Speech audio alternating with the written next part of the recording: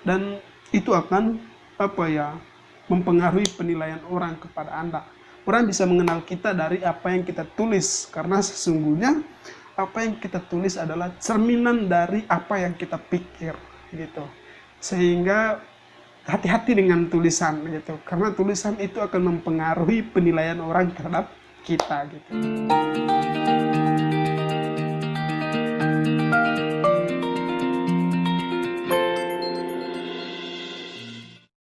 Halo, selamat bertemu kembali rekan-rekan sekalian.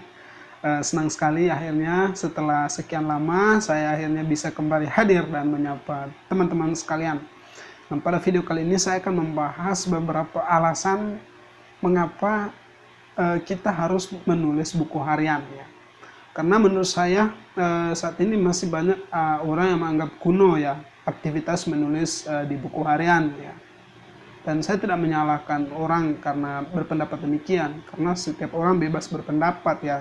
Tetapi perkenankan saya untuk menyampaikan beberapa alasan yang sekiranya menjadi pembenaran bahwa aktivitas menulis buku harian itu bukan sesuatu yang kuno, bukan sesuatu yang usang atau lebay ya, tetapi itu merupakan sesuatu pilihan yang tepat. Kenapa? Mengapa saya mengatakan demikian? Nah, itu akan saya uraikan. Yang pertama, bahwa menulis buku harian itu merupakan salah satu cara kita untuk curhat ya. Alih-alih membuat status di sosial media yang membuat sisi privasi kita itu tertembus ya oleh pandangan umum, sehingga hampir tidak ada yang kita rahasiakan ya. Banyak saya temukan sosial media menjadi sarana untuk meluapan emosi yang sebenarnya itu privat ya, tidak perlu diperlihatkan kepada orang-orang. Dan itu tentu sangat tidak baik bagi self-branded kita itu. Bagaimana penilaian orang nanti tentang kita gitu. Ketika apa-apa yang berhubungan dengan pribadi kita sekalipun itu kita ekspresikan di media sosial, karena media sosial itu dikonsumsi oleh publik, oleh halayak ramai gitu. Dan itulah mengapa saya mengatakan bahwa buku harian adalah salah satu cara terbaik ya. Anda bebas menyampaikan apa saja gitu. Tidak ada yang melarang Anda, bahkan itu menurut saya sangat menjamin privasi ya. Karena yang bisa menulis di situ dan bisa membaca di situ hanya Anda ya. Tidak ada orang lain gitu. Dan ini merupakan salah satu cara terbaik untuk membangun komunikasi dengan diri sendiri itu. Orang bilang monolog ya, bagaimana kita berbicara dengan diri kita sendiri gitu. Kita sendiri sebagai pembicara dan juga pendengar ya, tetapi disampaikan dalam media tulisan begitu. Dan ini menurut saya sesuatu yang sangat baik ya, kita berkomunikasi dengan diri kita sendiri gitu. Apa yang saya alami hari ini gitu, bagaimana pencapaian saya hari ini gitu. Yang kedua adalah prasasti hidup ya, prasasti sebagai bukti otentik ya, yang tertulis mengenai aktivitas keseharian Anda gitu. Kita akui bahwa otak kita memang memiliki kapasitas yang luar biasa, daya penyimpanan yang luar biasa, tetapi kita juga harus akui bahwa tidak semua informasi itu dapat kita simpan dan kita aktifkan kembali secara detail gitu, persis seperti yang kita alami gitu, yang kita rasakan. Tetapi dengan adanya buku harian yang akan membantu kita ketika membaca, oh ya dulu saya begitu-begitu, oh akhirnya informasi yang tersimpan di alam bawah sadar kita itu akan terangkat kembali gitu. Persis seperti yang kita alami, kita akan bisa merasakan kembali suasana itu. Karena informasi itu tersimpan dengan baik dan ada pemantik yang tepat gitu. Setiap kata-kata yang kita yang kita tulis dahulu itu mampu membangkitkan daya ingat otak kita bahwa dulu kita pernah melakukan hal-hal yang kita tulis itu. Itu akan mengingatkan otak maksudnya pada informasi yang sudah ada di alam bawah sadar otak kita gitu. Kemudian yang ketiga adalah refleksi dan evaluasi. Apa yang Anda tulis atau pada saat menulis itu, kita menulis tentang diri kita sendiri. Kita tidak menulis orang lain, tapi kita menulis tentang diri kita sendiri. Pada saat itulah kita merefleksikan bagaimana kita hari ini. Ya. Apa yang kita alami, yang kita tulis itu merupakan cerminan dari apa yang kita lakukan hari ini, apa yang kita rasakan gitu. Kita berusaha untuk menangkap kembali bagaimana saya bertindak hari ini, lalu kita tuliskan persis seperti yang kita alami, sehingga keautentikan itu terjamin gitu, bahwa memang benar demikian adanya. Karena kita tidak karena menulis tentang diri sendiri itu tidak ada unsur rekayasanya. Kita tidak sedang menipu diri kita sendiri, kan kita tidak ingin menipu diri kita sendiri, maka kita pasti akan menulis sesuai dengan keadaan yang sebenar-benarnya. Nah, dan kemudian itu adalah momen yang tepat untuk kita evaluasi, karena saya yakin tidak tahu yang lain ya, kalau saya pasti memiliki planning atau perencanaan dan target-target pribadi.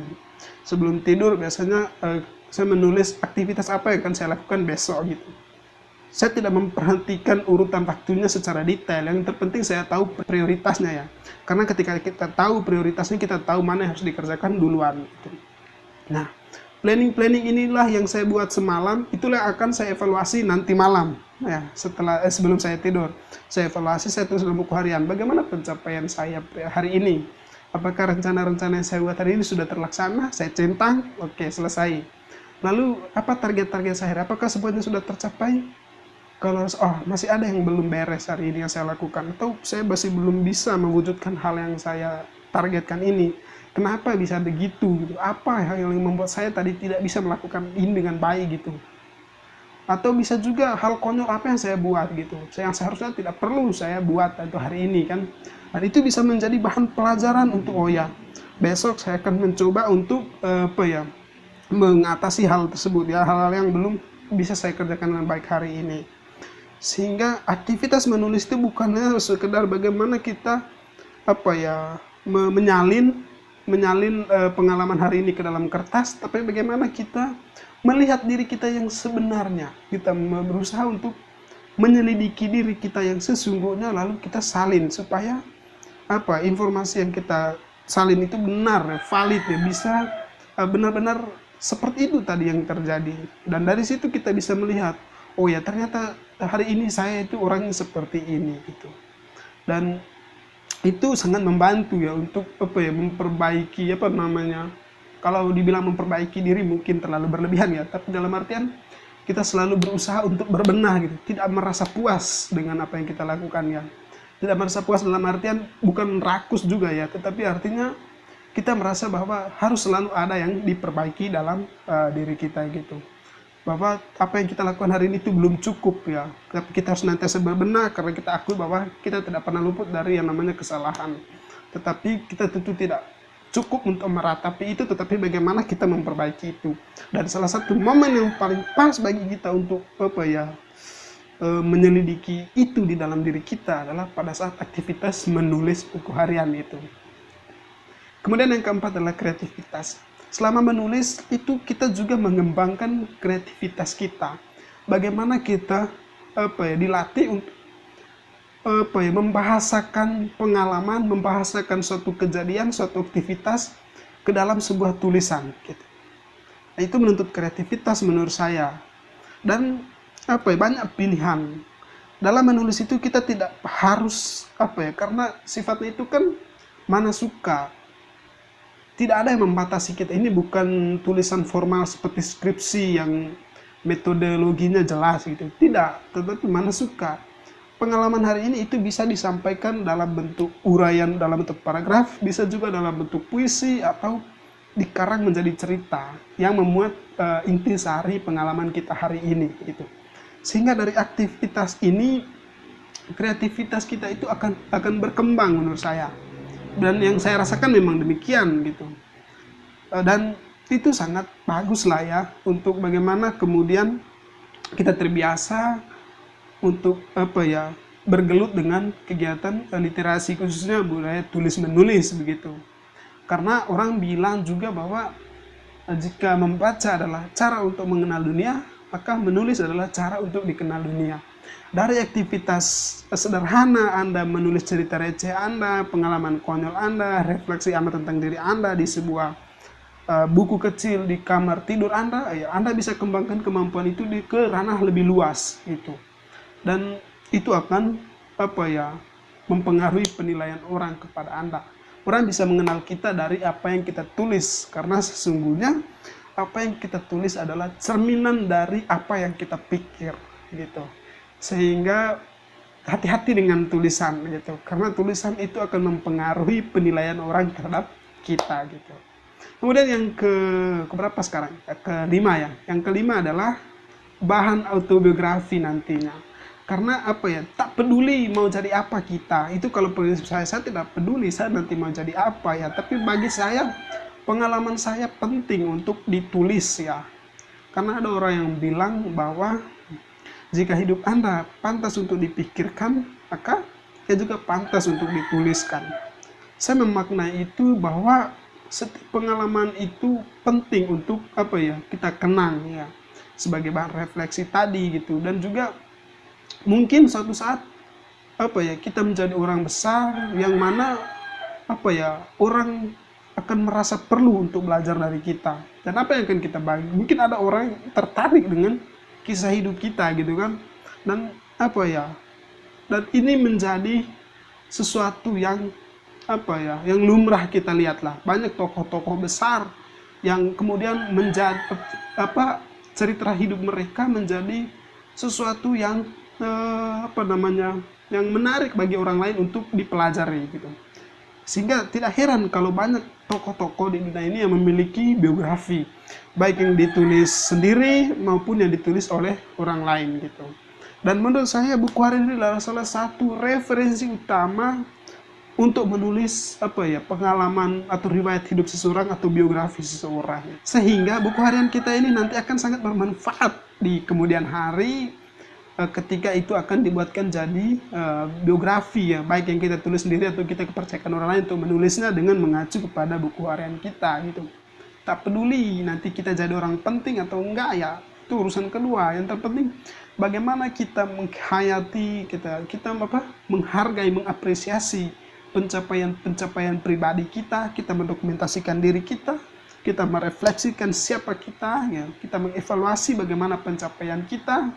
Kemudian kita menghargai privasi kita, dan menurut saya itu adalah salah satu tahap yang paling awal ya, bagaimana kita menghargai diri kita sendiri ya.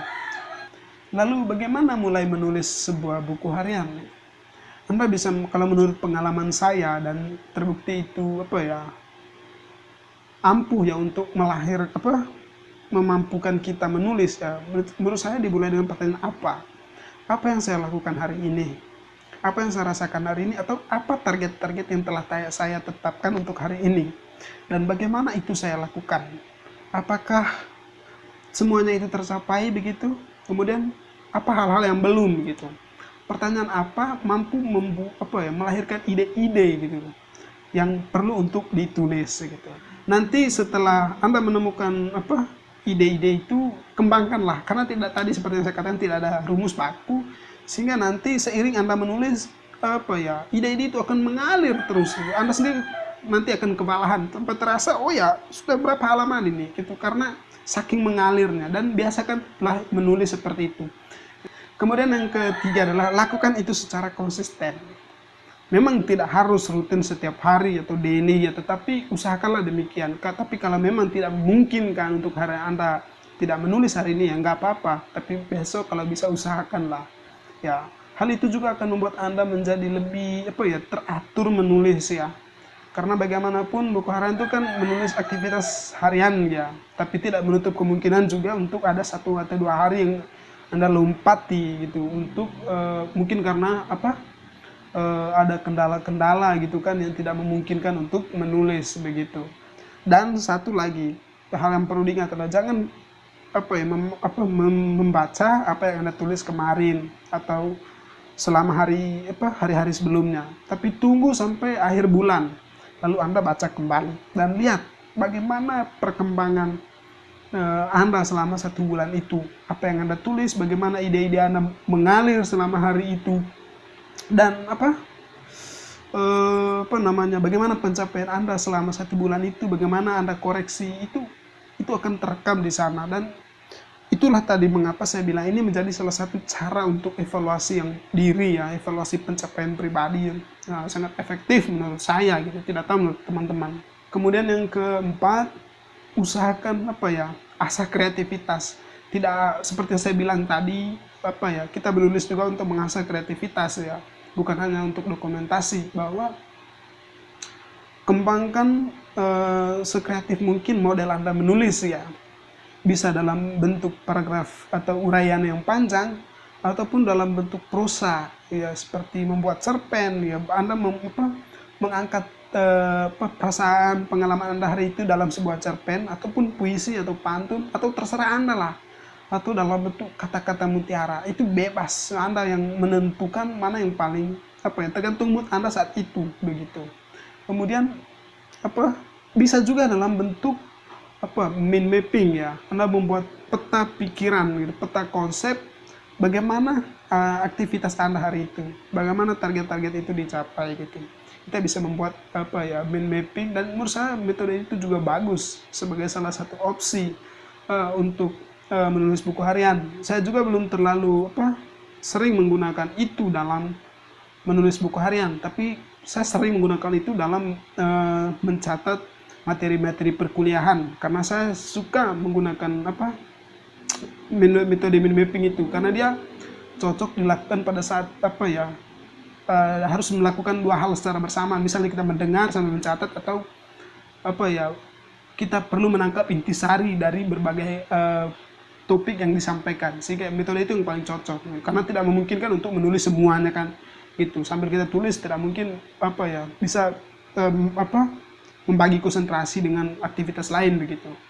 Akan tetapi dalam menulis buku harian saya biasanya menggunakan metode biasa, paragraf panjang gitu, atau sesekali puisi atau kata-kata mutiara gitu, untuk meringkas semua pengalaman saya hari itu. Dan salah satu alasan juga kenapa saya menggunakan paragraf panjang seperti itu, karena salah satu bukan kebiasaan karena keasikan menulis kan, karena keasikan mengekspresikan pikiran, gagasan gitu, atau perasaan yang saya alami, sampai-sampai seperti yang saya bilang tadi, tak terasa ini sudah lebih dari 2 halaman, oke stop gitu. Karena terlalu keasikan kita berdialog dengan diri kita sendiri, bagaimana kita menangkap kenyataan hari ini lalu kita mengungkapkannya kembali gitu. Terlalu asik sehingga kita lupa gitu. Padahal ini sudah banyak ini halamannya gitu. Karena saya biasanya menulis itu sekitar 1 halaman lebih gitu, kadang bisa sampai 2 halaman gitu. Tapi saya tidak ada batasan ya, saya tidak menganjurkan sampai segitu ya. Kapan saja itu, setengah halaman pun bisa, asalkan hari itu terrekord gitu. Dan nanti pada suatu saat gitu, ketika Anda membuka kembali catatan-catatan itu, Anda akan merasa, ada kalanya Anda merasa konyol, kemudian ada kalanya Anda merasa bersyukur, ada kalanya Anda merasa ingin kembali ke situasi itu gitu, tetapi itu tidak mungkin gitu. Dan ketika Anda membaca kembali itu, Anda akan menemukan suatu kesimpulan yang umum tentang bagaimana perjalanan hidup Anda, terutama pencapaian pribadi. Karena saya alami itu sehingga saya memahami bagaimana alur perjalanan hidup saya. Karena ketika saya melihat detail-detailnya, dulu saya seperti ini, kadang kita malu sendiri melihat track record kita kan gitu. Tetapi di situ juga ada rasa syukur, ternyata dulu saya seperti itu. Jika saya bandingkan dengan keadaan saya sekarang, ternyata lebih baik dulu gitu kan, atau ternyata saya sekarang lebih baik ketimbang dulu karena dulu saya begitu-begitu. Nah, akhirnya dari catatan yang otentik yang kita buat sendiri, yang original ya, kita memahami dan kita menemukan arti gitu, menemukan arti dari apa itu makna dari sebuah buku harian. Kita memaknai arti dari tulisan-tulisan itu, bukan hanya sekedar dokumentasi, tetapi bagaimana kita mensyukuri setiap perkembangan dan pertumbuhan kita setiap hari, terutama tadi pencapaian pribadi itu, karena semuanya terekam di situ. Dan itu menurut saya, mungkin ini sudah terlalu panjang lebar ya tadi ya, tapi tidak apa-apa. Dan jika ada ingin teman-teman tanyakan, bisa dicoret di kolom komentar. Kalau suka, jempol ke atas, kalau tidak suka, jempol ke bawah. Kalau mau subscribe, boleh. Kalau enggak juga, enggak apa-apa, sebagai bahan koreksi untuk saya. Mudah-mudahan video ini bermanfaat. Salam hormat.